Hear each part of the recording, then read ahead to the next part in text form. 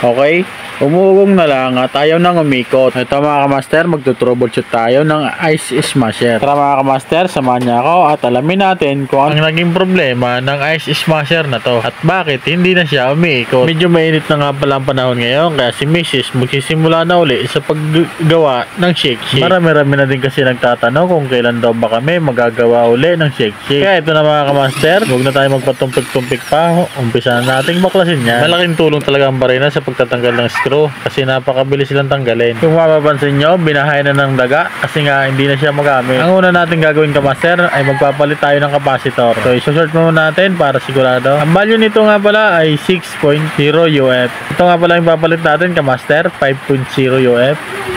At balatan na rin natin yung wire at itap na natin yung dalawang wire ng capacitor. Kung saan nyo tinanggal yung wire ng capacitor, doon nyo din ibabalik para hindi magkamali. At lagyan na rin natin ng tape para safety tayo. Pag okay na, testing na natin kamaster.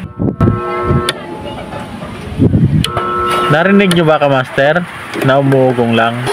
So ang ibig sabihin lang yan, meron pa siyang isang problema.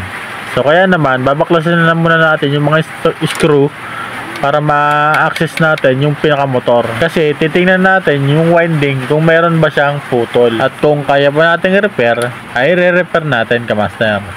So sa ngayon, tatanggalin muna natin yung mga lock, mga allen bolts na mga lock para matanggal natin yung motor. Kasi kung hindi natin tatanggalin to, ay hindi natin mahuhugot yung motor. So ayun, mabusisi nga lang pala talaga sa pagtatanggal nito kasi napakaraming tatanggalin kamaster.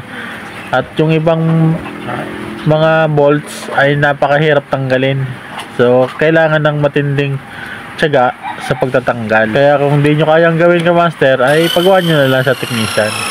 Pero kung gusto nyo ma-experience ang pagre-repair nito, ay subukan nyo gawin kamaster. Wala namang masama. Ang mahalaga, sinubukan natin. So dito nga mga kamaster, tinatanggalan natin yung lock ng motor. So bali 4 na nut yan, yun ang tatanggalin natin. So ayan, natanggalan natin. So sa next episode natin ito kamaster ay papakita ko sa inyo kung paano ko ni-repair at kung paano ko napagana itong smasher na to. Dito nga pala kamaster, may nasilip akong isang problema ng motor na to. So may naputol na linya ng wire. Ayan, makikita nyo, parang may putol siya yon.